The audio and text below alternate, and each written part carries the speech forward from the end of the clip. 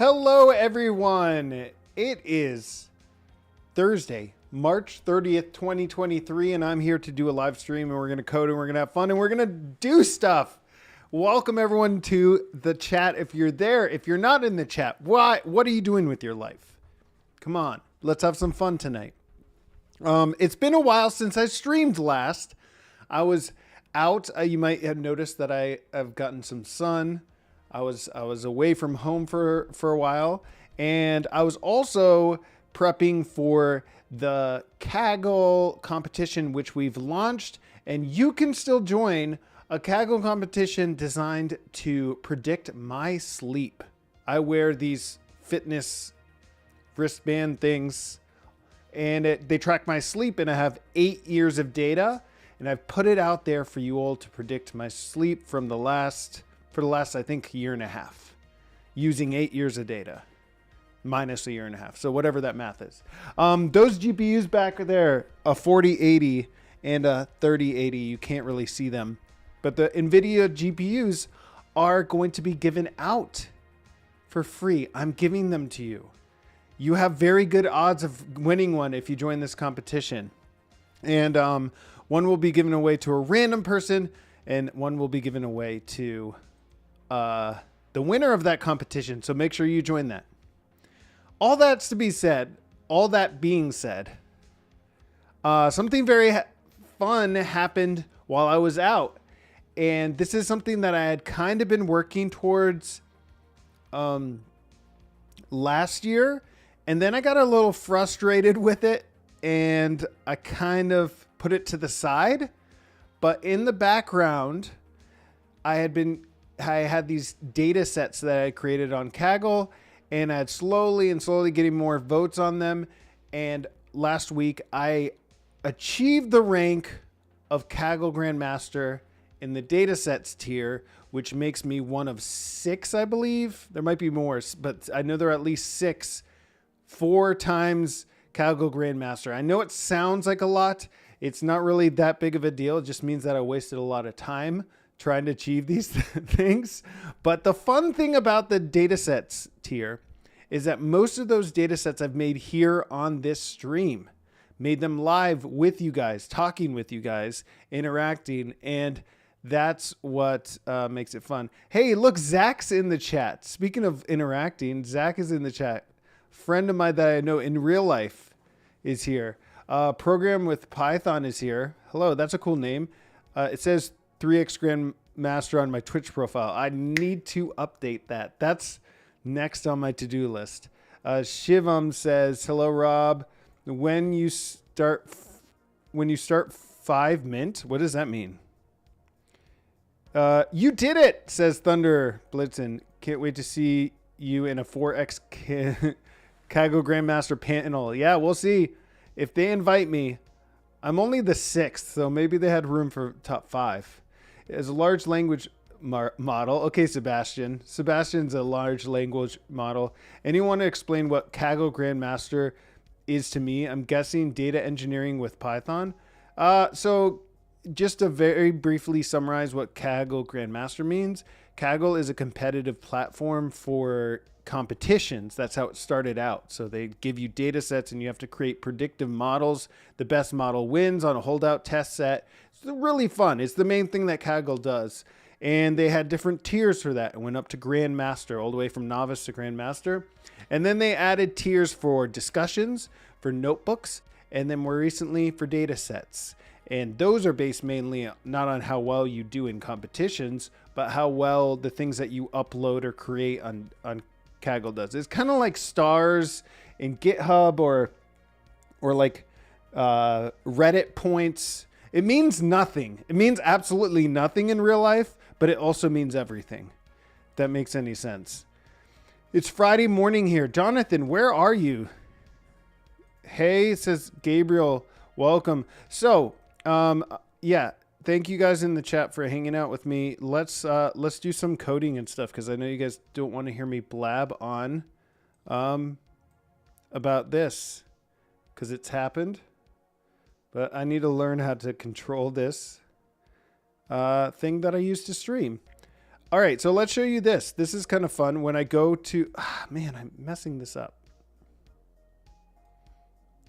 All right, when I go to share my screen, this is what my Kaggle site looks like when I log in. In case any of you all are wondering, when you become Kaggle Grandmaster 4X, this is what your homepage will look like. They just added this. It's kind of nice. One of the things I noticed too, and now if I go to my profile, and I zoom out a little bit, you can see that, yes, I did actually achieve Datasets Grandmaster. And I also think it's kind of funny down here that it looks like I'm on Kaggle every day.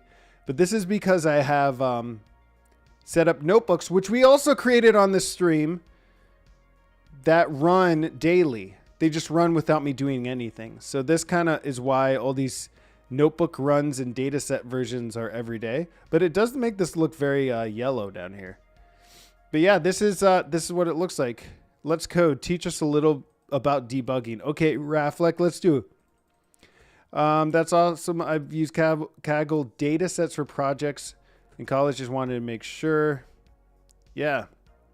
Okay. So, on to the competition that I've been running. So let's go over here and turn the dark mode on. Keep the chat stuff over here. This is what bothers me is I'm trying to get this chat box to be like a decent size, and Restream tries really hard to make this frustrating. Okay. There we go. That's a decent size. Let's go to the competitions that I'm hosting. Now we have hit over 100 participants in this competition, but that doesn't mean that you can't still join and win a GPU. So just to reiterate this competition, I've provided 8 years of health data and my sleep data for 8 years. Look, this night I got 6.9 hours of sleep. This night I got 7. This night I got 3.9. Maybe my watch broke. But you're trying to predict in the future or in the more recent years how much sleep I got. I also give you this raw health export data set. This is an XML file, and you need to actually parse this data to make use of it. But it has, I think it's like a gigabyte worth of data of all my health data for 8 years. Talk about doxing yourself. I've given you guys everything I have on myself. That's interesting. Is it a feature running daily for you when you get to Grandmaster? No, anyone can do that. Anyone can create a notebook that runs every day. What was the 3.9 hour night from grad school, Zach? Yeah, it could be. What was that date? What was that date? I don't know. Some of this dates back. When were we in school together, Zach? Give me an actual date of when we had a big exam. How to approach the image video labeling without YOLO? Is there one way of making labeled image data train set and train on it, or is there some other approach? So it's nice to use, if you're using, you got to be specific here, Maddie, but are you trying to do image classification? Are you trying to do object detection? It really depends on what you're trying to do. If you're just trying to do image classification and you have a bunch of images that you know are the thing that you're trying to classify, then you just have your own data set. But in machine learning, for deep learning and with image data, getting a labeled data set can be harder than actually training the models. Does XML have data for the test set? Yes, it does.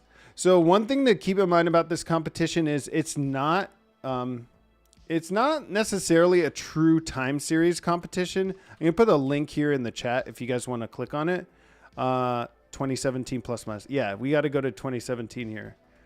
Maybe I'll look at someone's notebook that they've created for it. But the XML data does have data through the test set, which means this isn't really a time series prediction problem where you're just trying to predict up until the date. I'm asking you to use everything you can. Well, you can approach it like that. I don't know if that's going to be the best solution. It might be.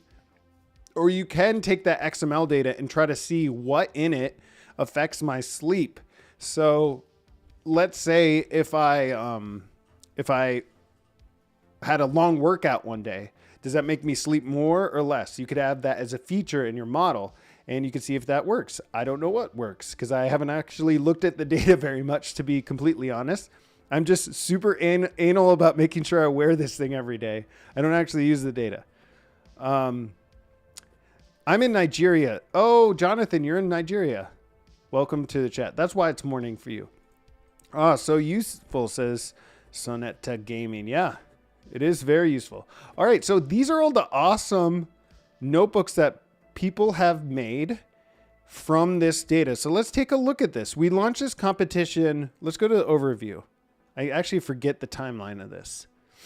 Did I mention that you could win this GPU right here? You could win this if you join the competition. One random person just by being on the leaderboard. Right now, that's 1 in 100. That's pretty good odds to win a 3080. And then if you win, you get a 4080. So we launched 11 days ago. We still have a month to go. It ends on May 1st. And in those 11 days, we've had some people create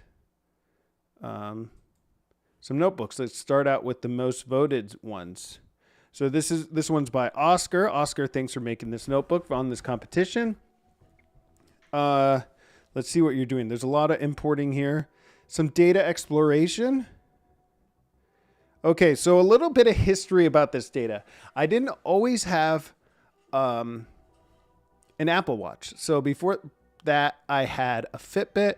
And I think this also uses my iPhone data too, because the iPhone kind of detects when you pick it up and stuff. That's when you're not sleeping, I guess they assume. The data, I think in the raw data, it says what the device is. But anything that I imported from something called Sync Solver, this was just a software that you can use to export all that Fitbit data and put it into Apple's health thing. Anything prior to the date that I owned the watch was from Sync Solver. I believe what happened here was that I imported double. I must have synced here like in 2017 and then synced here mid 2018 and somehow double synced these dates. If that makes sense. I guess I would have had it sync in mid 2018 and then sometime later. But that's for you to figure out what to do with this data. It's real world data. I didn't do any cleaning on it. You're just predicting the real data. So he has done some feature engineering. He's found some holidays using the holidays. What package is this? Import holidays? What's the holidays package? I guess it just has all the holidays in it. I think Pandas also has this either built in or imported from this library. But yeah, you can give it the area where you're living. I'm on the East Coast of the United States, and you can get all the holidays for that year. So this person, Oscar, has created some features with the holidays. Also creating the sine. I guess this is like sine and cosine, maybe to get the day of the year. I believe that's what DT day gives you, the day of the year, and done some baseline modeling. So this is like some linear models. You have a lasso, ridge, just different type of regressions on linear regression. I guess different types of regularization. And what else do we have? Just some models, some prediction, baseline modeling 2.0. What did he do here? He's trying XGBoost in this. Tried and true, XGBoost is a solid model to use. So he's calculating his score, which is 0.899. How do you do the splits? That's the tricky part. He's just doing K-fold with shuffle. So that's one way to do it. I guess if you assume the time component isn't leaking in your cross-validation, then you can do it that way. Yeah, so that's a good notebook right there. What else do we got here? From ZZZs to XG boosts, Mulla's sleep hours. Henrip, you got this one. Isn't Light GBM just as good, if not better, than XG boost? I think they're pretty. I mean, the technology under both of them are, the algorithm is fairly the same. Light GBM was better with memory management back in the day, but I think XG Boost has caught up. So I think they're neck and neck. XG Boost, Light GBM. I consider those both pretty much the same, especially since they incorporate pretty much the same API. So you can get like a sklearn API for each of those models, and you essentially have the exact same parameters that you can set. Light GBM is faster than XG Boost. It can be faster. Some people like to do both and then concatenate average the results, ensemble the results. What else? Oh yeah, there's also Cat Boost, which some people like. They're all pretty much the same model underneath the hood, and they're very commonly used as good enough models for most everything you do with tabular data. I develop a model XG Boost regressor to predict sleep hours of Mulla. Can you give me a catchy, funny name for my notebook? Snooze or loose predicting Mulla sleep hours. I liked the number 1. He went with the number 4 one. From ZZZs to XG Boost. That's a good name too. Good job, ChatGPT. And good job taking the screenshot of that and adding that. So we can see here he is importing XG Boost. He's also imported Cat Boost. We were just talking about that. And Optuna, which is just an automated tuning package. What is this stuff? Health data extractor. Okay, this must have been taken from, the official, well, not official, but this person's health data extractor. What I found is many of these parsers, though, when I was doing it, they didn't extract all the metadata because the XML is not structured in a way that they can necessarily find all the ins and outs of what's in there. You kind of have to go digging on your own, but this is a good place to start for sure. In my test, Light GBM do fit faster than XG Boost, and the results are very similar. Yeah, Gabriel, we have the same experience. I'd agree with that.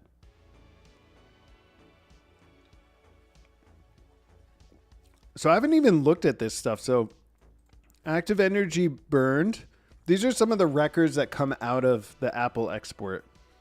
Environmental sound reduction, environmental audio exposure, distance swimming.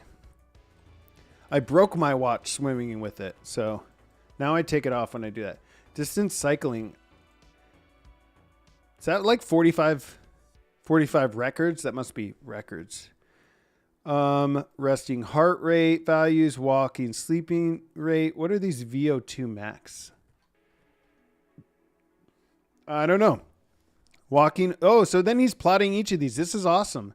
So we can observe different categories of variables. Some variables present a lot of missing data values. One thing also to keep in mind is that if the device is different, if I was using a different device in that time period, it might have different features. Like I think my newer watch tries to predict REM sleep versus non-REM sleep. Doesn't matter for this competition, but it also, if it has like other tech in it, it might have more data. Hi and good night. Salim. Good night. Also MMD. Every time I stream, MMD comes in and says he's going to sleep. So have a good night's sleep. Hope you watch this tomorrow. Or don't. Basal energy burn. What is this? Respiratory rate. Stair descent speed. Have I gotten slower? I'm an old man now. Maybe I can't descend. Distance walking, running. Is this right? I definitely did a lot of walking and running in 2020. Audio exposure. So see, you can see this stuff only goes back to 2020, and that's when my that's when I started using Apple Watch. I think this time period here is where my watch broke. So I'm kind of giving some secrets out about this competition. That's why there's 0 values there. So I didn't have it for like a few weeks. Running ground contact time. So these, when you see a plot that looks like this, you know what you're actually looking at? You're looking at very detailed data on very small time scales. So this is like within an hour, there might be 50 values. I'm guessing this running ground contact time, it's very small. And that's why you see like these big chunks, and then it jumps to the next one. So maybe plotting this as a scatter plot would be easier to actually visualize what's going on, or breaking it up into each event. Distance cycling. I've only cycled like twice recently. Headphone audio exposure. This might be when I switched devices that it changed here. You can see kind of like a systematic change. Resting heart rate. Has this gotten worse? It's kind of cool to see my own data. Heart rate variability, SDNN. Don't know what that is. Body mass. Okay. Heart rate. Okay, this started coming in recently.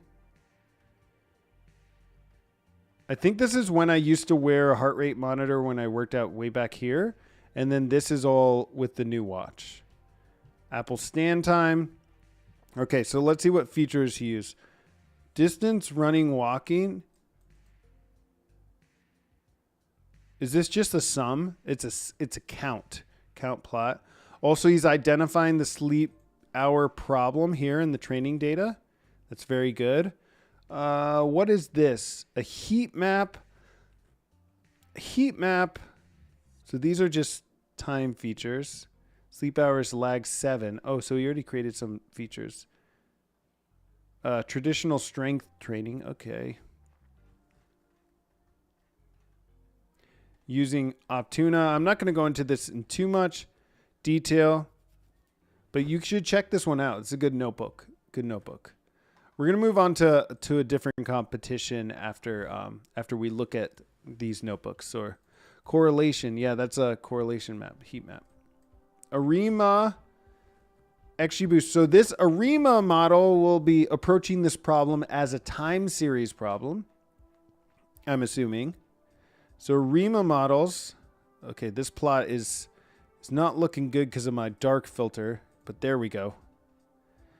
You can see he's also pulled out some features. So the time series models try to fit trends to within the day, within the week, within the month, year, and then just like overall trends. So you can kind of see it's seeing a U shape in my sleep pattern. Maybe I'm getting more. I would love to get more than 7 hours of sleep nowadays. Maybe I am. Maybe that's what your predictions say. But this is a lot more than just ARIMA. Some XGBoost stuff. Really good stuff here. This is what tends to happen. Is if these trends are not very strong, like if the daily trend has really no, or weekly trend has no predictive power, then you're not going to see much move in your predictions. Your predictions are going to start out all just being the average that I sleep. And then they're going to start to move up and down based on those trends. And if it's not pulling it either way, then it's going to look like a flat line. That's what this looks like it's predicting. But that is a 0.67 leaderboard score. I think that's good. Let's see what the leaderboard looks like. 0.67, yeah. So that's pretty much in line with what most people are getting right now.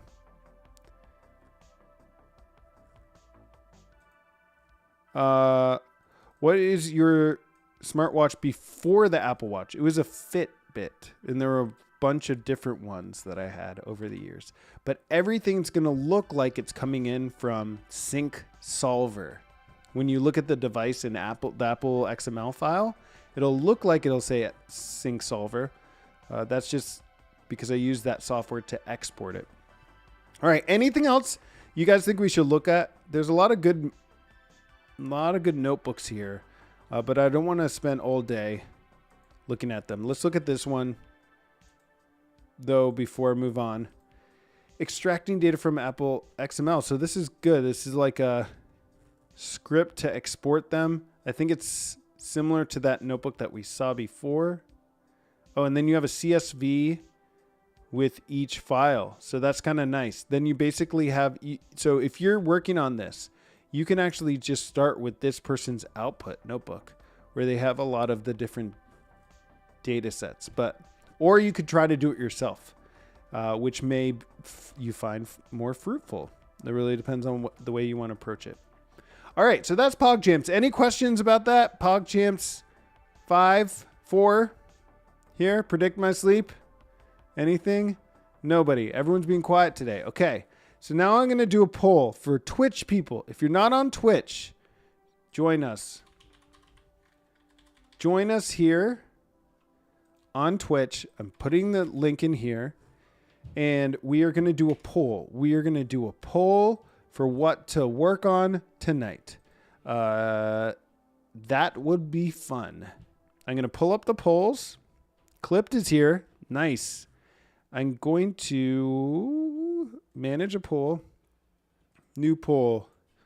What should we work on tonight? Hey, we got a new follower. The audio for that isn't... Oh, I guess I turned off that audio. What should we work on tonight? That's what I'm going to ask. Should we work on... Look at new Kaggle competitions? New Kaggle comps. Create data sets. Or what else could we do? What else could we do? Just sign off? That's a way. LiDAR. What's LiDAR? If you tell us that, what does that say? Also, what city do you mostly live in during these years? I live near Washington, D.C., the nation's capital. Create a data set, new Kaggle competitions. We could try the MediaPipe ASL data creation. So I've been working on this Kaggle competition for American Sign Language. We worked on it on the stream here, and I have, to be honest, I've been kind of hooked on it because it's a very fun competition. I'm currently in 25th place out of 700 some. Hoping to move up here soon. But with this competition, they give you a bunch of MediaPipe locations of hands and faces, and I thought it would be fun if we tried to create that ourselves to see if we could create more data and see how our model does to predict it. So that could maybe be 25th is really good. Thanks. Yeah, I'm just getting started here. We're just getting started. I may or may not have worked on that a lot during my vacation. Back to this. All right, so let's make this 5 minutes and start the poll. View results. For the new Kaggle competitions, there is one Kaggle competition, or there are a few new ones that came out. One that I would like to note that looked interesting to me is this Benetech one, where they actually give you... The data is a bunch of graphs, and using the word graphs is a little bit misleading here. I would call them charts, but that's just me. They're trying to make these charts accessible. So they give graphs like these, and your job is to create a model that can predict the values in these, which is pretty interesting. And then you have to, you actually have to create the annotations like this. So the annotations, it's like this JSON that you have to predict. And then where the text is, the values of the text. I don't know how the scoring works of this. So if we did look at a competition, that would be it. Oh, I'm clicking here, view results. Yeah, I don't know much about that competition. It looks really hard, but I would vote for that one to be the one we look at. Sorry for the tangent, but anyone got advice on time series multivariate prediction with asynchronous variables, economic data, and stock prices? Have you watched Wheat Pie? Have you watched my YouTube video on this? If you go to www.youtube.com/Rob@RobMulla, that link doesn't work because maybe it's uppercase. Oh, it needs another W. It needs another W in www. There you go, Weedy Pie. But yeah, I have a video on time series stuff, but I don't know if that's going to answer your specific problem. Amazing, man. Thanks for the things you did. Hello. Oh, thanks, Berkey. Thanks for hanging out in chat. Hi, Rob. How old are your kids? Just to know how they can affect your sleep routine. So I currently have a 12-year-old, a 9-year-old, and a recent 7-year-old. Yeah. So, yeah, that will definitely affect sleep. Good one to keep in mind. Hey, Rob, do you think AI is being overhyped in the news and social media? I think in my social media feed, I've seen more about ChatGPT than I ever want to see. But I do think it's also worthy of the hype. It's worthy of hype, but yes, it is overhyped. It is overhyped a little bit. If you spend all day just trying to become a prompt engineer and just writing prompts about how to code, you could spend that time more effectively actually trying to learn how to code. And yes, I do think coding is here to stay, and it's going to be helped a lot by things like ChatGPT, or I've used Google, not Google. I've been using Copilot a good bit, and it's great. It's very helpful, but it's not going to write the code for you. Do you think people are going to watch you sleep to get additional data? Well, I mean, it's all past data, so you can't really... Watching me sleep now isn't going to help you very much. How did you have a recent 7-year-old, or did you kidnap them? Oh, I might have misspoke because I've had the 7-year-old since he was a baby. All the kids... I said recently 7 years old because he just changed ages. He was 6 just a few weeks ago. So when I said recent 7, I meant by the age. Dad joke. I get it, Don. All right, let's look at the vote. Let's look at the votes. Oh, new Kaggle competition is in the lead. And then MediaPipe ASL, American Sign Language Creation, is second. Get your votes in, people, if you want what you want to see. Join us on Twitch. Hey, Rob, what's your credit card details in your mother's maiden name? I've already doxed myself with all my information, my health information. So you need more? I really enjoy using ChatGPT to understand hard topic. Yeah, that's true. The thing about ChatGPT is it's just a large language model, right? But it's overconfident when it gives you an answer. It's quick to apologize if you tell it it's wrong, but it's also going to be super confident when it tells you how to do something.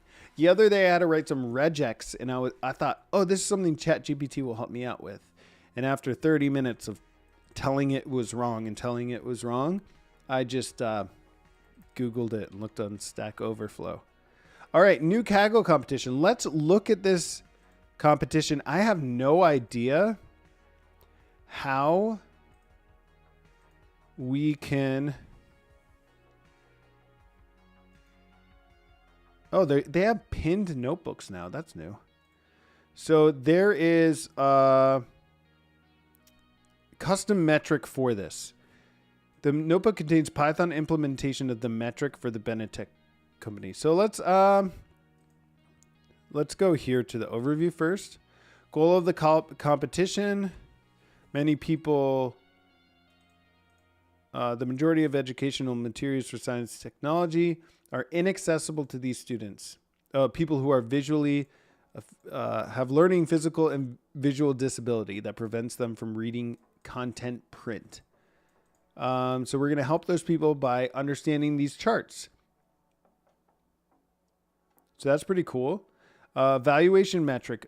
Objective is to predict the data series represented by 4 kinds of scientific figures charts.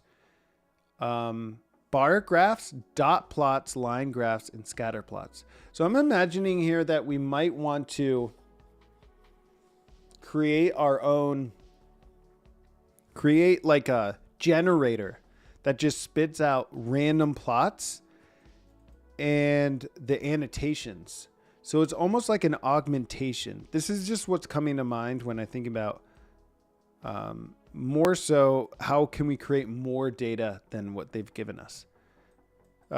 Please see these page details for what kind of predictions to make for each chart type.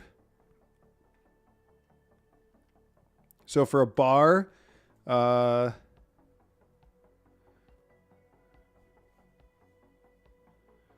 so our predictions aren't actually that JSON. Our predictions...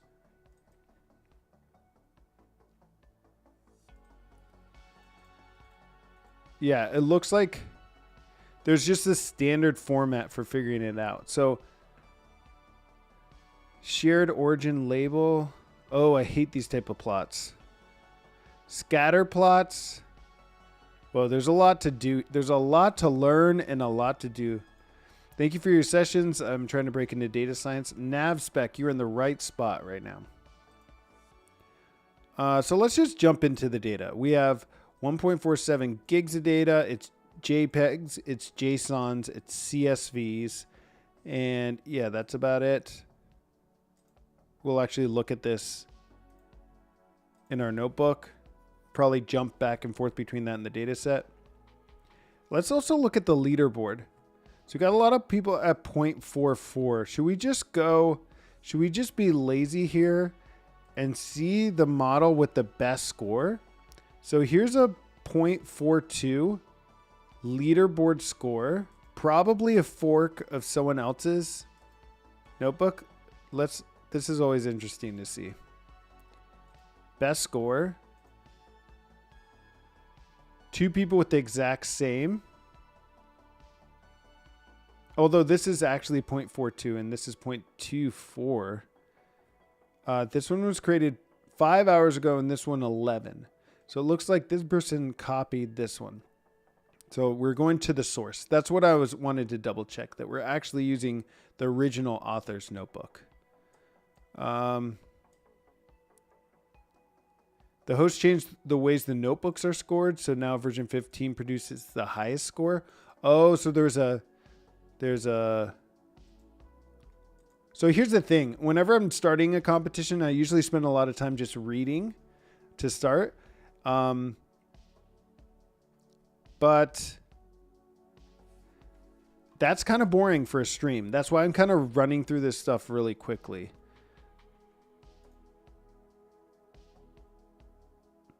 I created a notebook to trade at end, but I want to see where they changed. So this was 3 days ago. This notebook contains Python implementation. Please see the competition's evaluation page. Normalized root mean squared. Normalized Levenstein score. That's used for text, right? Score series, Benetech score. So this is sigmoid transformation. Sigmoid transformations maps distances with the value of 0, 1 and derive at -1 and 0. The intent is to transform the different scales of Armacy and Levenstein distance into a common similarity scale. Oh, this is interesting. Hey, thanks for the bits, Hector. Very nice of you. Hi, this is your first time here. Welcome to the chat. Ground truth. So if this is the ground truth, and these are the predictions, so A, B, C, D, E, F, G, H, I, and we predicted A, D, D. So this one D is correct. We actually have a vertical bar correct. Then the score is 0.42. So in this one, the scatter plot values are exactly correct. Let's actually copy and edit this one just to get an idea of what will give us what type of scores. Because this is a very non-standard type of metric that I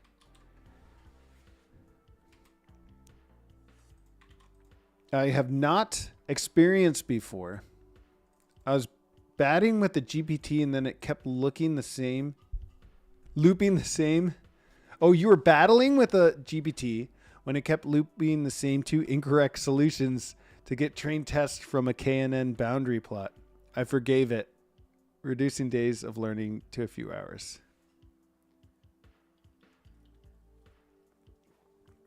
Yeah, definitely can save you time if you learn how to do it well. All right, so here we have the scoring metric. This is their plot of the linear transformation. Let's do in here subplots. Face color is white. Now we can actually see the background there. Valuation example. Okay, so let's do this. So if this is 0.42, that's pretty good. So let's actually try a few different more examples because we want to really learn this metric. So for this ground truth, let's try to get something really close to it as our predictions. So let's just take the ground truth and only modify it slightly and make that our predictions.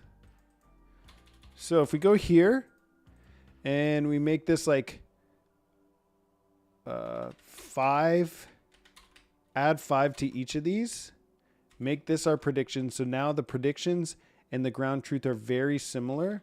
And then we'll try to run our score and see what it is. 0.97. So that's to be expected, but let's just iterate over a bunch of these. So 0.97, so very close. Let's see if this is CBA.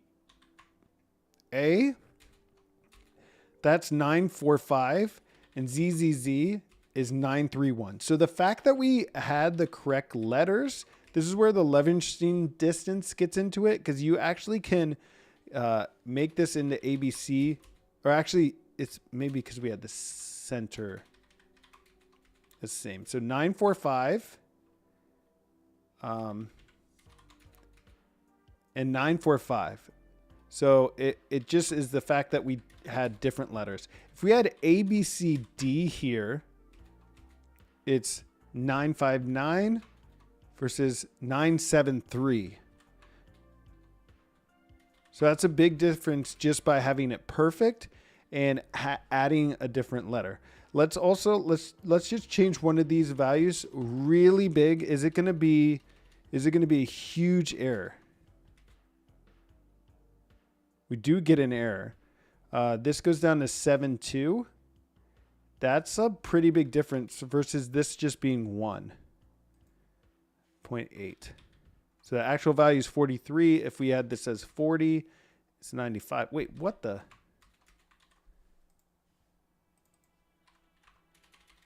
Did that go up? No. Okay, so 43. I think I got the idea of, I get pretty much the idea of the metric, which is you want to have these, the text as close as you can by Levenstein distance and the values as close as possible, but they're combined using this sigmoid transformation to kind of put those two things on the same level. But that's essentially the metric as I understand it for this competition. Does that make sense to you people? I hope so.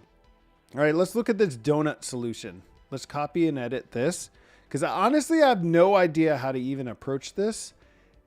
And you might as well start with what someone else has done where they've figured out. No, note this notebook currently does not work properly. Oh, they X'd that out. They could have just deleted it. Is this a submission competition?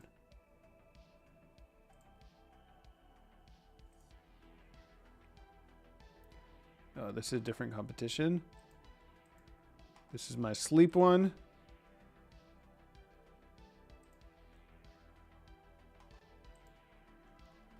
Let's go to this making graphs accessible evaluation. This is the metric.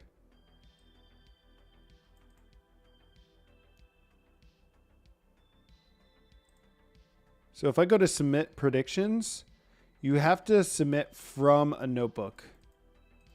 It will privately rerun your selected notebook version. Okay, so this is a code-based competition where it's actually going to rerun our notebook. We can't actually just write our answers in a CSV file and upload them, which makes sense for this data set because that would be kind of strange. All right, so vision encoder decoder config, donut processors. All right, so transformers, donut.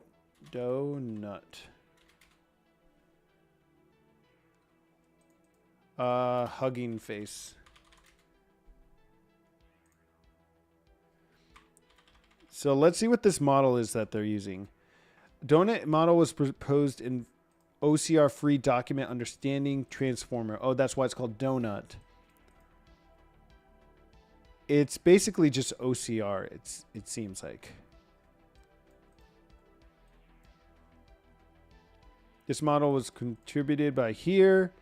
Donut's vision encoder accepts images as input and makes use of generate to auto-regressively generate text given the input image. So let's try to just run this donut code ourselves. What if I make just what if I make an image and run donut on it? Let's just run through this first. So this is the model. These are the image path. So let's do some EDA of images. So we're going to, let's list a bunch of images.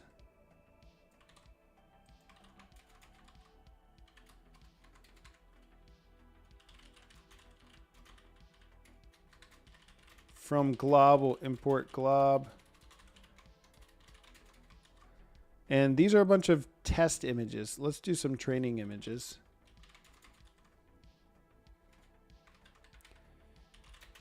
And then let's load this in with imread. Import, let's import matplotlib pyplot as PLT and read in one of these images. There we go. Then we'll show this image. And probably is affected by our background. Let's see if I turn this off. No, that's what it looks like. So this is one of the plots that we're trying to predict, right? Then let's look up the training data set.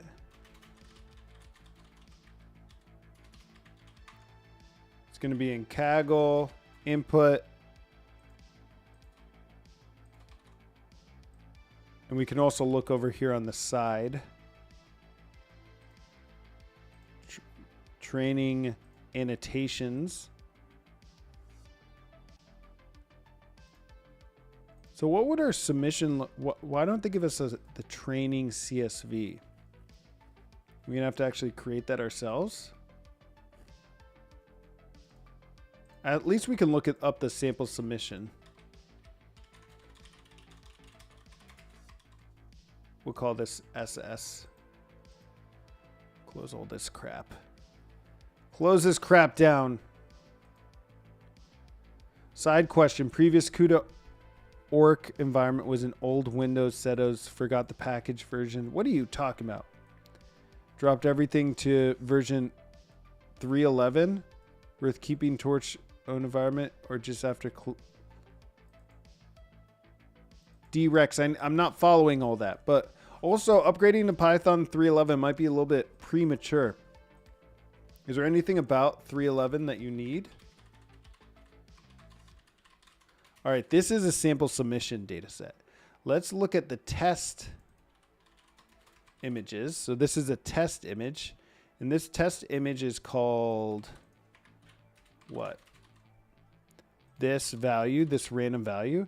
And if we look up this ID contains this, and we'll look at that, which is going to just be these first two rows.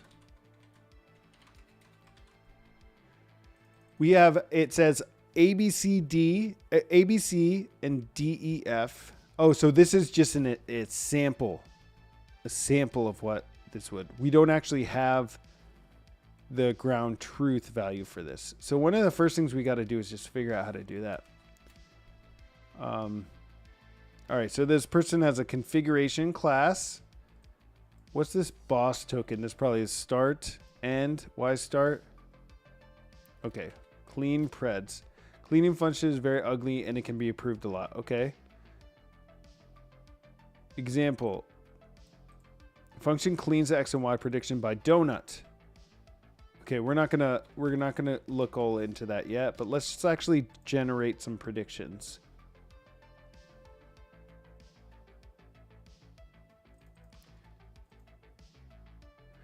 So he has the example image, changing grayscale to 3-channel format. Oh, there's some images that only have 1 channel and they will fail. So he's automatically changing those to 3 channels by just stacking that 1 grayscale channel into 3. That's very good. Then this is the actual encoder decoder model. He's using this pre-trained model on a GPU. And let's see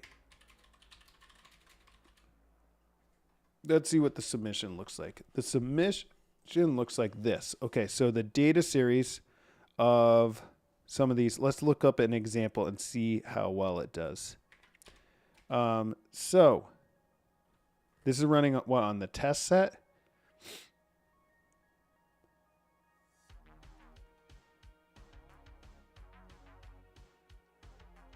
There's a try except here. Looping over the data loader.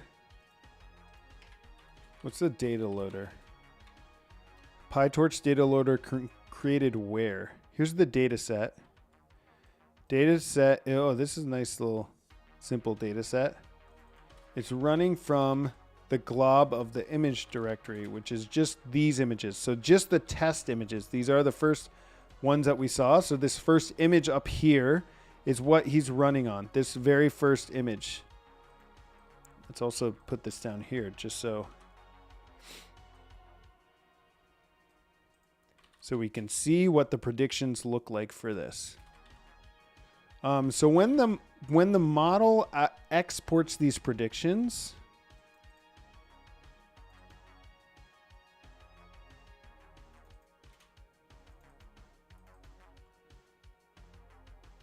the outputs just look like this, I'm guessing.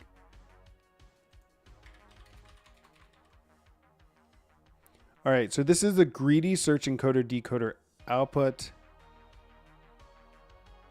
It's a TensorFlow tensor. If you do a type on this, it's on the GPU right now.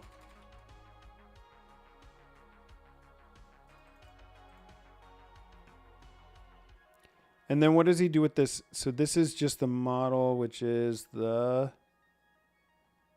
vision encoder decoder model.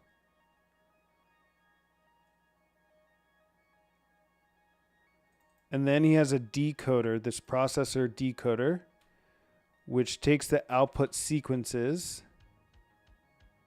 and it creates this, extends this all generations list. Yeah, this is just a list. And then this is the cleaning part. I think strings to predictions and chart type. Yeah, we could fix this up. We could fix this up real nice. Okay, so this is the output of the model, just the raw output.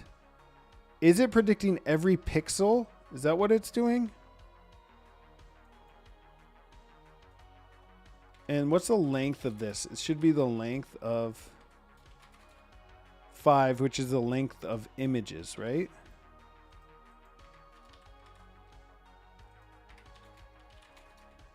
Yeah, these 5 images, there are 5 raw generations which look like this. Then is cleaning up stuff.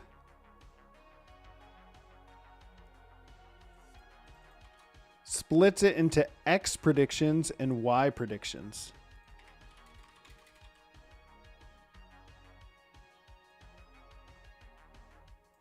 X preds and Y preds. Let's see if we can do some post-processing here that can get us up on the leaderboard. I think we could probably do that. Y preds. Okay, so 0, 0. These are the values. This is not the right. Oh, this is going to be our last image. So this would be the Sri Lanka one here. Oh, this is tough.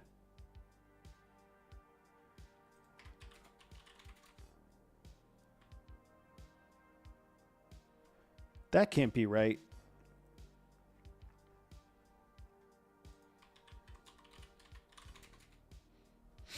It's going to be this image. 7, 0. Where does it see Sri Lanka? Oh, that's in this other one. I see. So it iterates over here, and this is not in order. So if we sort this values by the ID, and we reset our index and drop that.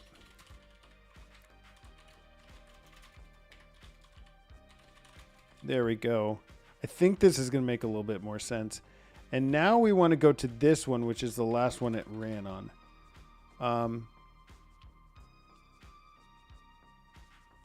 It's going to be this.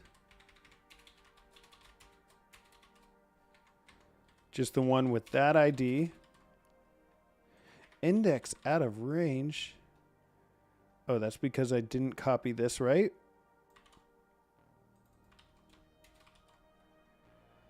Okay, so do we see Sri Lanka being listed here? Nowhere do I see that.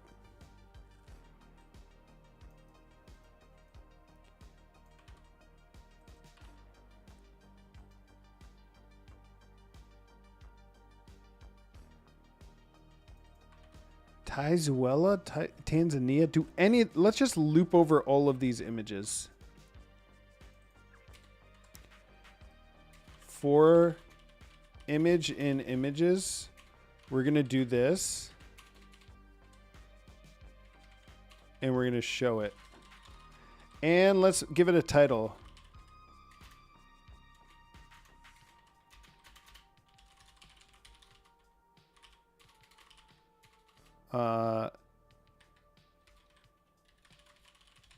The title is going to be the image name.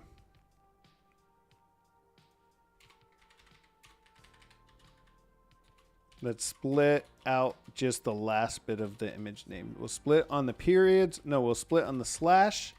And then we'll take the last value, which will be, yeah, the name of the JPEG. Do any of these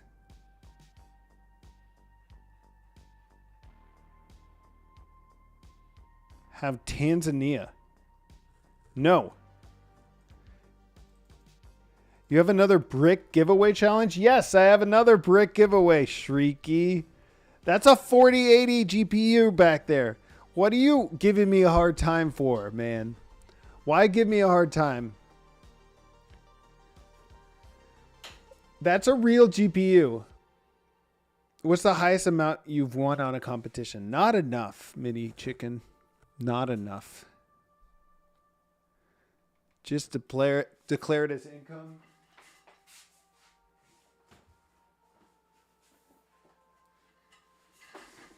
Are you telling me this is a brick? This doesn't look like a brick to me. This is very heavy like a brick, but this is real. This could be yours, people. Just join the competition. Get a GPU.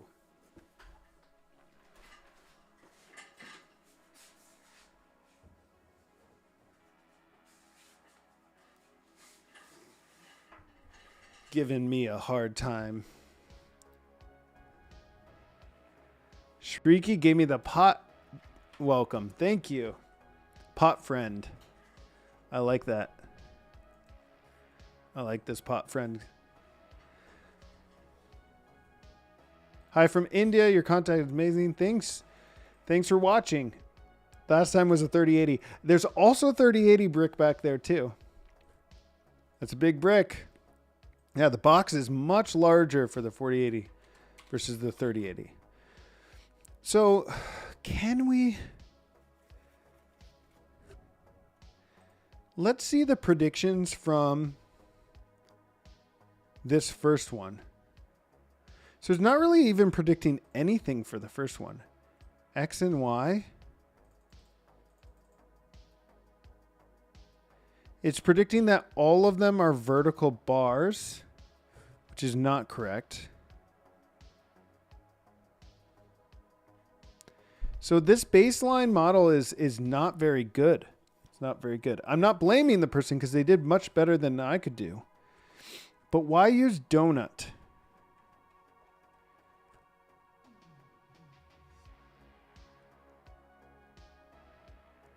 Why does this say...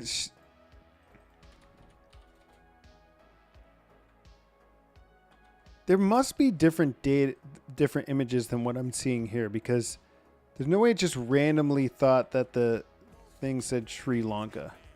Hey, wait, Weedy Pie just subscribed. Thanks for subscribing. That's very nice of you. Subscribed with Prime, taking that money from Jeff Bezos. You know what we do here when we get a new sub on Twitch is I spin the wheel for you on my special wheel spinner. Let's see what it says. Do nothing. I need to lower the do nothing level. I'm going to lower this to like 3. Sorry for making me do nothing for you. But that's the way it goes. Thanks for subscribing. I appreciate it.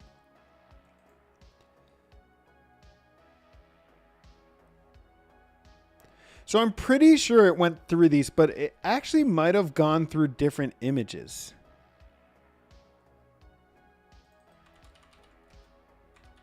That's the only thing that makes sense to me.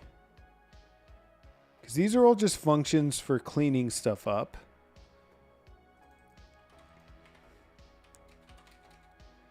These are the images though. So these are the test images.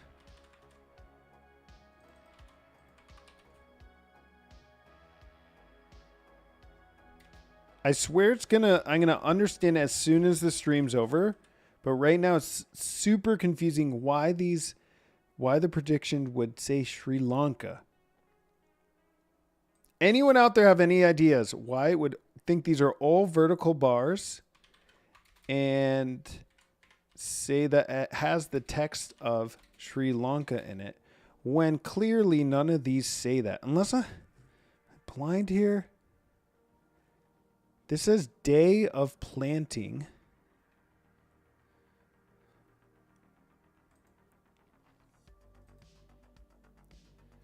I'm not quite sure. What editor is this? Oh, this is a Kaggle notebook. We were looking at this competition, specifically this notebook, which I will put into the chats. Could it be reading metadata from the images? No, I don't think so. So let's just break it down here a second. So we're using this donut model that's hosted on Hugging Face. It's part of the Transformers library.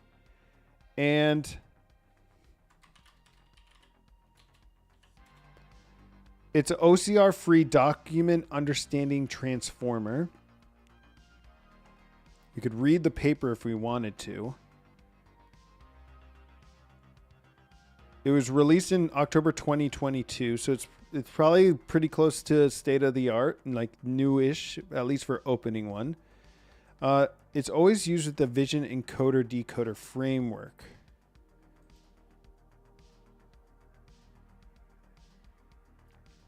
Can be used to initialize an image to text model with any transformer based vision model as an encoder. So we could try other models that they have for OCR. There may be other ones, but let's just see what it's doing. It's batch pixel values to device. So our batch, it's doing it in a batch. The batch is probably big enough that it's the whole fake test set. So let's look at this. Oh, this is a dictionary. So the batch is a dictionary. We have pixel values, which contains a tensor, which is of shape 1, 3, 560, 560. So this is surprising because the batch size must be just 1.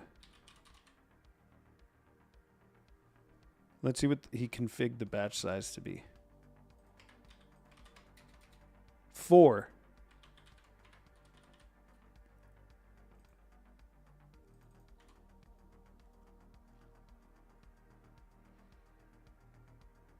Oh, that's right. So the batch size is 4. So the first batch is going to be a 4, and the second batch is going to be of 1, because there's 5 samples that we have. But this basically the shape of this, when you're working with tensors or anything with deep learning, you need to have a good understanding of what dimensions mean in your tensor. So if we look at this PyTorch tensor, we have a shape 1, which is the image, right? That's each image in the batch. So if we actually ran this again, we have our data loader and we just break after our first run. And now I go back up here. Need to split this out. Yeah, this should be like,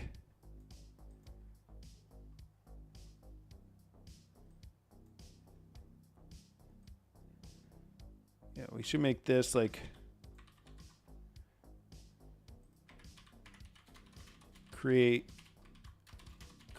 data set and data loader. So all this code here is just the data processing to get these images into a data loader. Once you have a PyTorch data loader, then you can iterate over this data loader and it's like optimized for speed. So usually you say for batch, and you can just enumerate over it like this. And then if we do like, we know each batch has pixel values, and then we do shape. Then this will be, if you enumerate over this, we could print batch number I of shape. And this is our shape.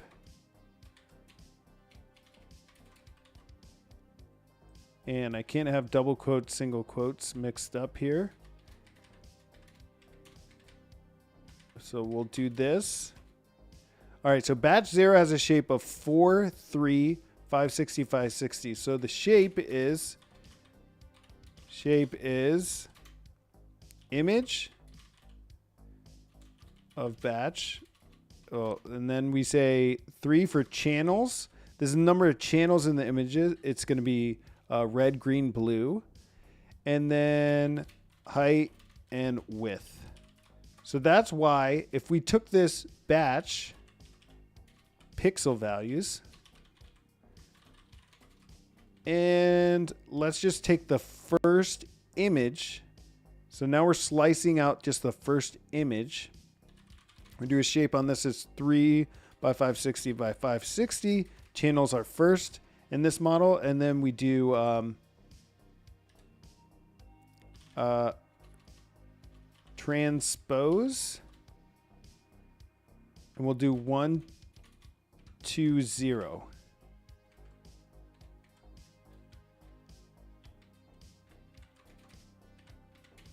Oh, okay. So transpose just takes it like this. Now, if we look at the shape, yeah, now we're moving the order of this so that the channel is last. We want the channel to be last because that's the way most image plotting arrays look. So let's put this from the GPU back onto the CPU. Let's convert it to a NumPy. Now, if we do the type on this, we actually have a NumPy array of this shape. Usually tensor stuff in NumPy, you can jump through back and forth. And NumPy is going to be good for like plotting and stuff.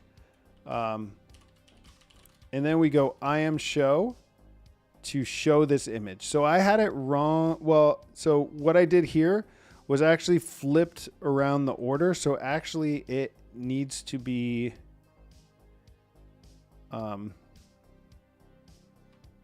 basically just needs to be this.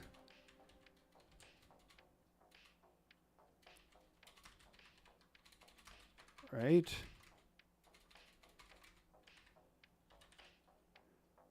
Reshape this as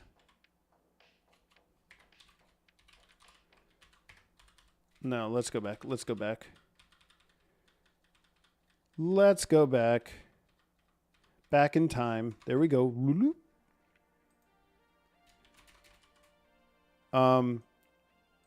Transpose 2, 0. Okay. No, because it needs to be like this. Look. Original value is this shape. I think it needs to be this.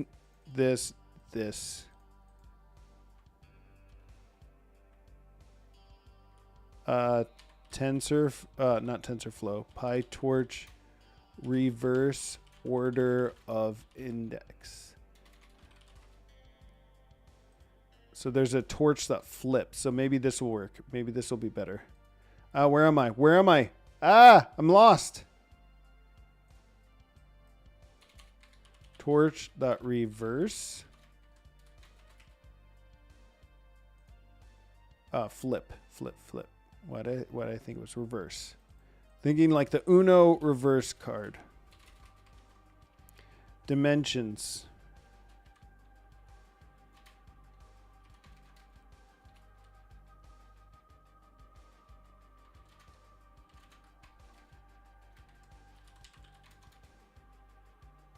Okay, so that's just going to flip within the image.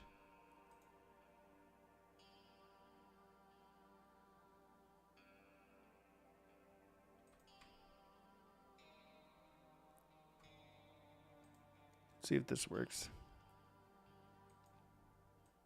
You guys get the idea, though. This shape is now...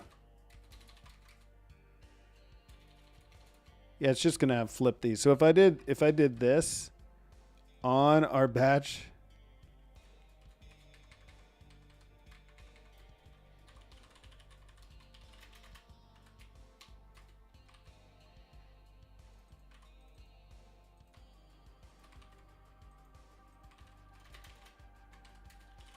IAmShow on this.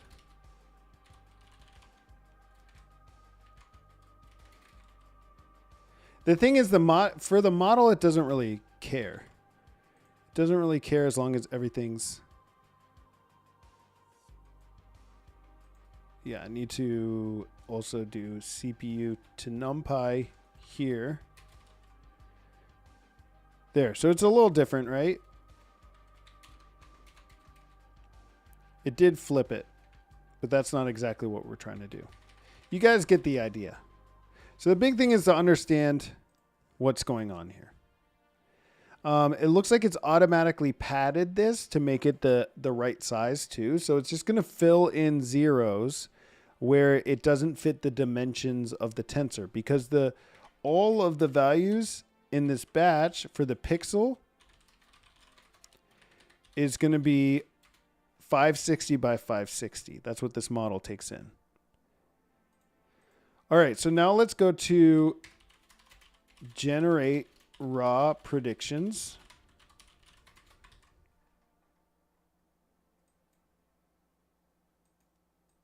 And that's here.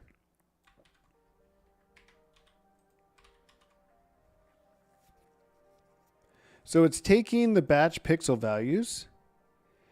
It's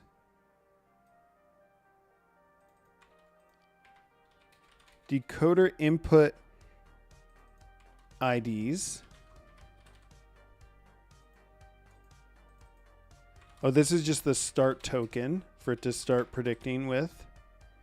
And then it's in a try except statement, but if it works correctly, it's generating these outputs, which look like, again, like this.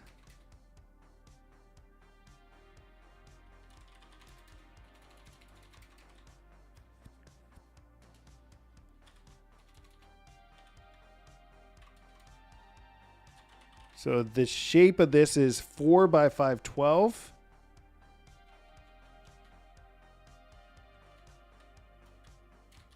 Why is it that way? 4 for the different images and 512 for the predictions. Right? And then it's using this processor. And it's running it on these sequences. Okay, so the sequences is just like what I had done there. And it's decoding it into something like this. Tajikistan. United States. What? Why is it doing that?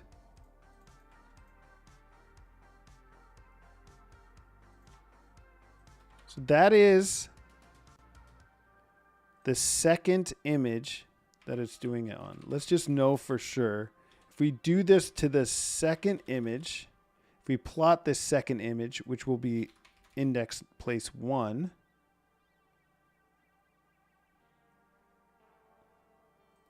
for the first batch,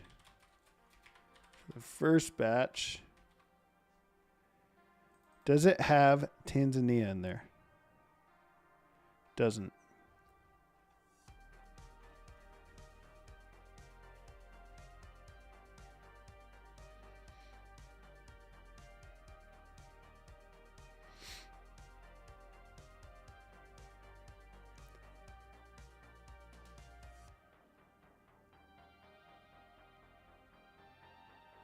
Money supply rule.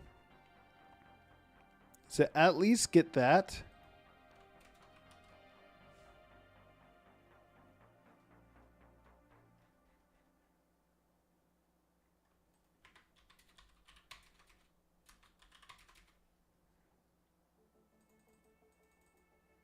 Nope, it doesn't. Please read my message. Then the Tanzania will make sense. Thank you. Okay, so the image problem. You're looking at the first 5 image. Sub DF has 10 image. The Tanzania one is the 9th image. What? Tanzania one's the 9th image. Okay. I thought if we looked here in the image folder, this test image folder, there were only 1, 2, 3, 4, 5 images. But are you saying that it's taking from the training images?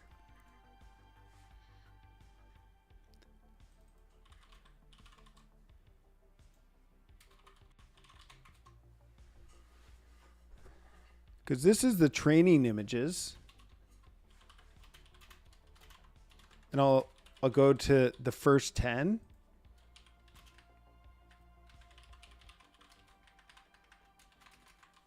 I'll plot these first 10. Let's see if we see Tanzania here.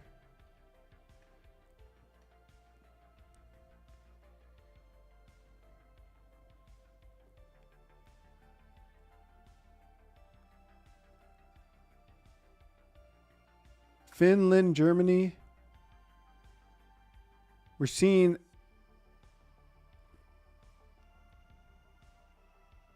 Mexico.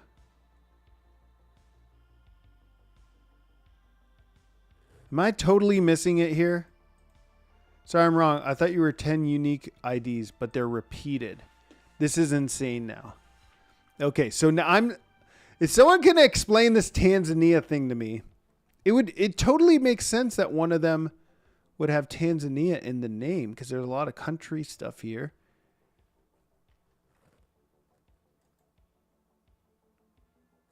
But you can see clearly the ID that it's trying, or at least it thinks it's predicting for.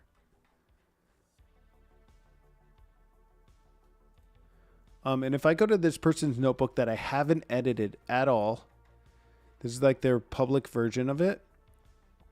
They print this, which is the output of their model, which has this image ID, which should be unique, completely unique. And we see it. It's this one, which is right here. It's the exact same slug. O1B. Yeah, it's this one. I just don't get it. I don't get it. Taizuela? Is it Taizuela? Does it not say Tanzania? Taizuela. Yeah, in Sri Lanka. It's just trying. It thinks this one has group 1 and group 2. Okay, so the baseline is pretty crazy. So how do we even get like something to cross value how well we are doing?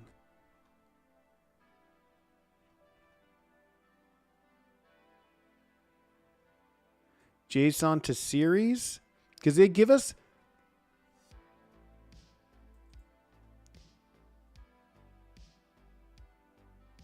the values in JSON.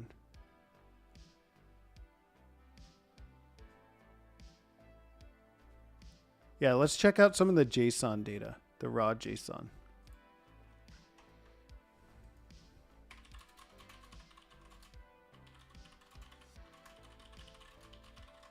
Because we want to be able to at least run this on the training set and then run that scoring function. But the problem is we aren't given the actual training CSV. We aren't given it in the same format that we're expected to create this.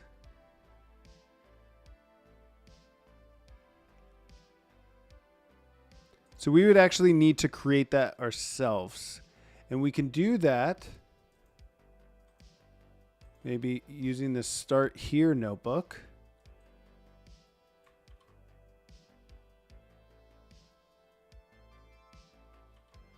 Train list annotation paths.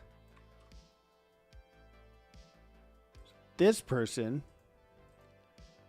found all the annotation paths.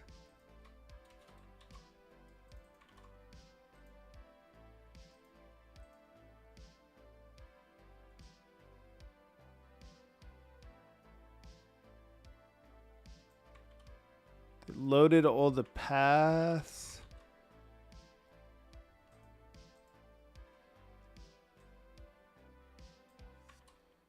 Making all these paths. It seems like every notebook, this is always a problem, is trying to figure out how you're naming all your paths.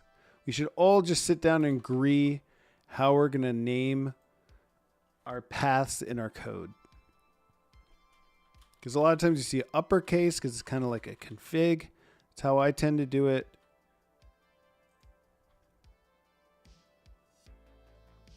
All right, so loading all these paths and then loading annotations to memory in JSON.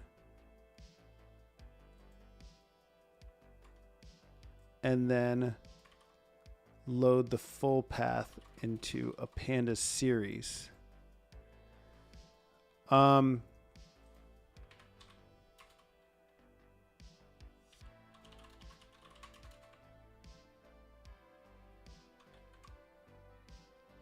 So he's using pd.read JSON, which might not be the best way to do it, but could just get the job done.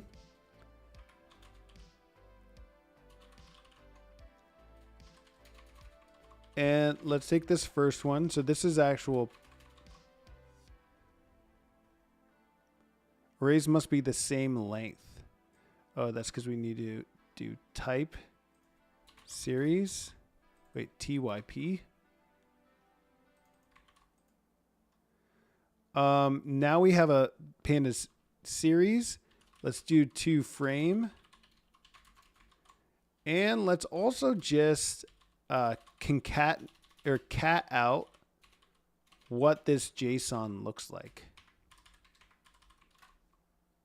What does this JSON file actually look like if we were just to look at it?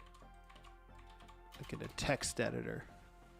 It looks like this, pretty messy, but we could see some of the keys are source, chart type. So we could import JSON and just do it this JSON load and give it this path.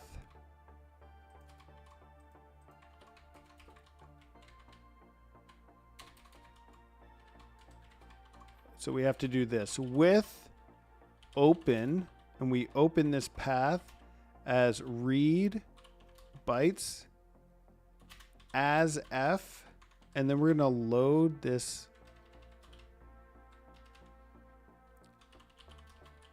as our annotation dictionary. So our annotation dictionary is going to be like this. Much prettier when we look at it this way, right? Pretty printed dictionary. But we could see that it's listing out all the polygons, everything from this. And what is the format where that they want us to submit in? That's the big question.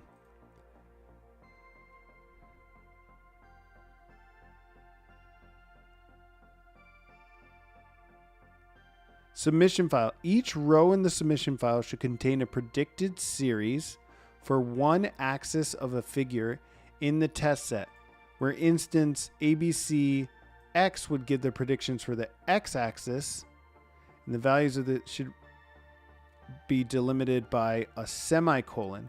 You must also give the appropriate type for the chart the axis belongs to. The file should contain a header and have the following format. Okay, so this is saying the format of our submission is going to look like this. This is the ABC123 is the ID, and this is saying for the x-axis, we have values of 2, 3, 4, 5, and it's a horizontal bar. So how do we get from this mess into that? I don't think they actually have it. So that's like the first thing we have to do, is to get the ground truth from this.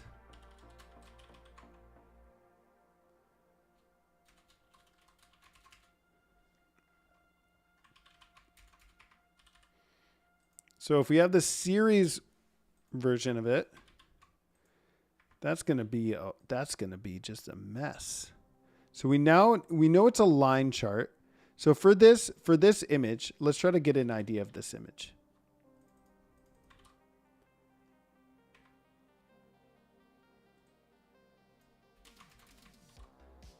This is for this train list annotation paths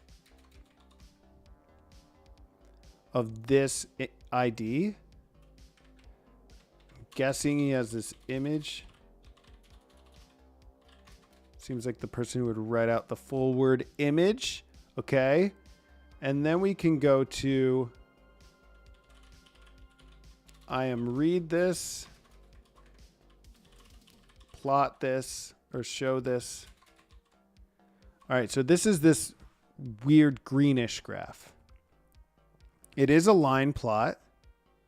Maybe that's all we should do first, is try to make a classifier for the type, the chart type. Did anyone create this data set already? There's got to be a data set.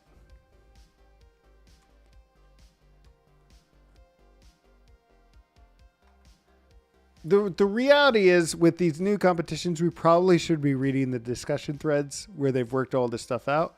Moth wrote this 8 hours ago. After countless hours of debugging. Okay, so he's done the countless hours for us. Finally found the error in my code. There are some wrong annotations. Some annotations contain either negative values for bounding boxes, coordinates, bounding boxes with negative heights and width. These annotations made my code crash. I made this data set with these annotations so you can filter them.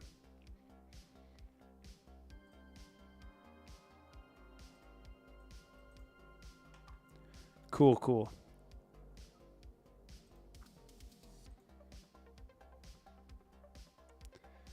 But did someone make actual data set with these, what we're trying to do? Similar additional data sets? No. Data set in CSV.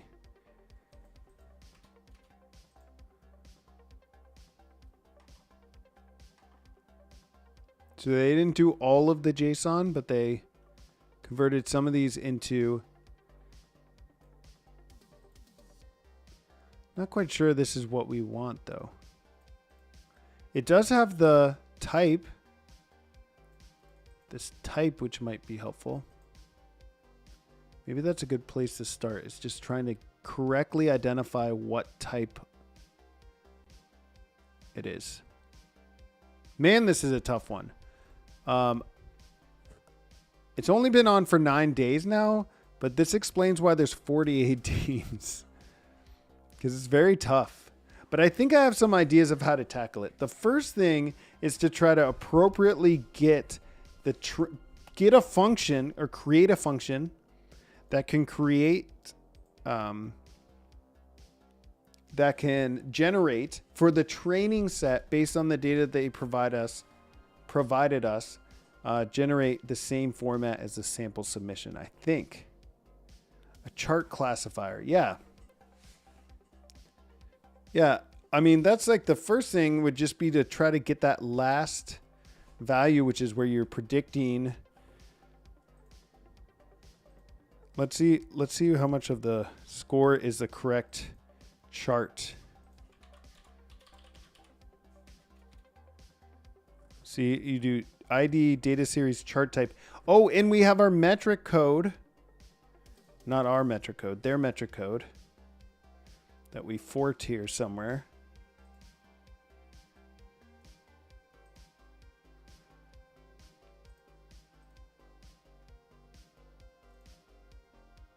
This one, where we could see what our score would be if we only had the chart correct. So if we had this fake example they gave us.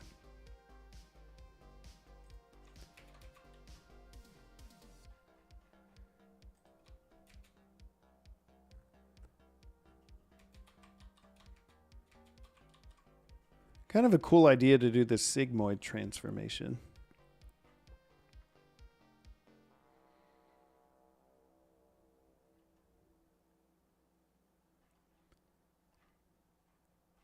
All right, so let's run this. I have a hard time believing we'd get a 0.44, which is that best notebook, by just getting the chart type. But let's try it. Let's try taking this example where we guess, we take our predictions and data series. We just make this as nothing, just null. And then we score this.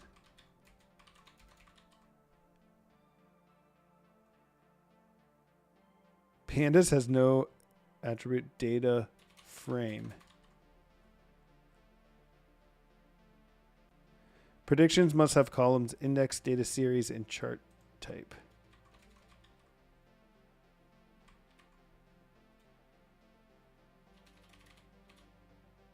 But it does.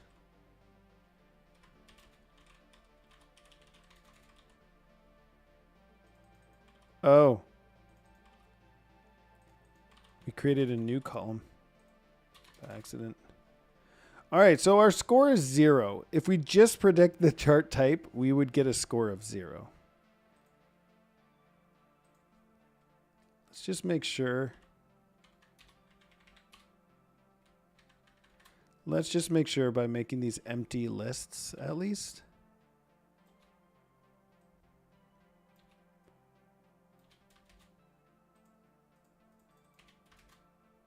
Yeah, it's a score of 0.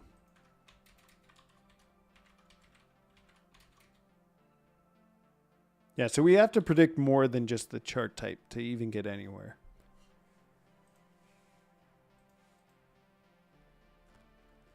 Put a list of Tanzania and Tanzuela with the right chart.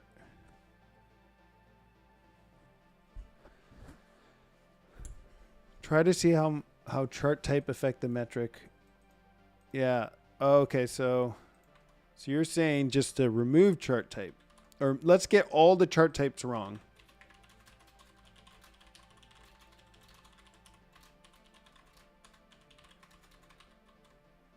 So we're going to take our predictions, which is the same as the ground truth to start with. Let's just make a copy of this.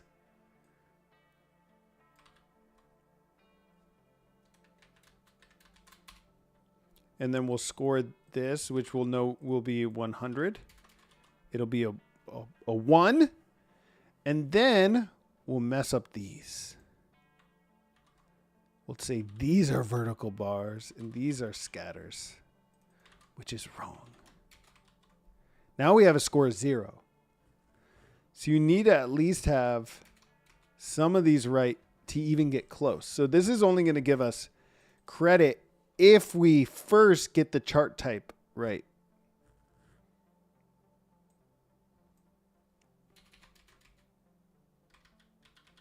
Yeah, so I think it just completely ignores it if you don't get the chart type right. So they're assuming that's easy enough. Can we have a meetup for the folks in DMV if possible? Sure. Yeah, I don't know who's in the DMV that would want to get together.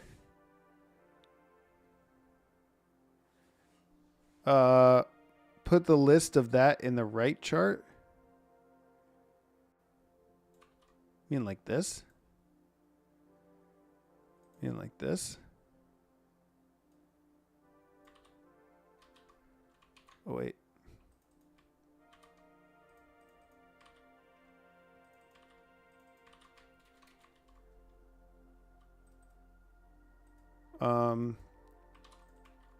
These are scatters. 7, 8.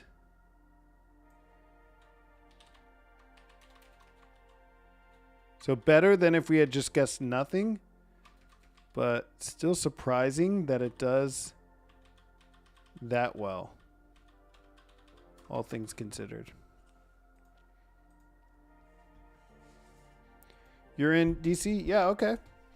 I haven't had much luck with data science meetups, but also it's been like COVID for the last 3 years. Okay.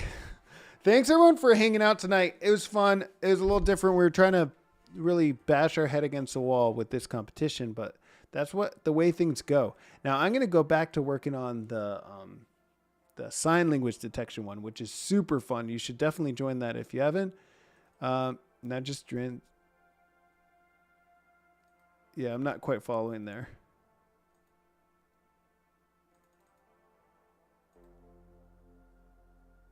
Tanzania's on the right plot. What are you talking about, Mr. Gabriel? I'm going to message me on Discord. So let's go to Discord and talk there and we'll chat about it. So there's the link if you guys want to join me. I'm going to bed now. It's early, but I haven't slept much recently. Hey, use that in your model when you're predicting my sleep. All right, see you all next time. Thanks for hanging out.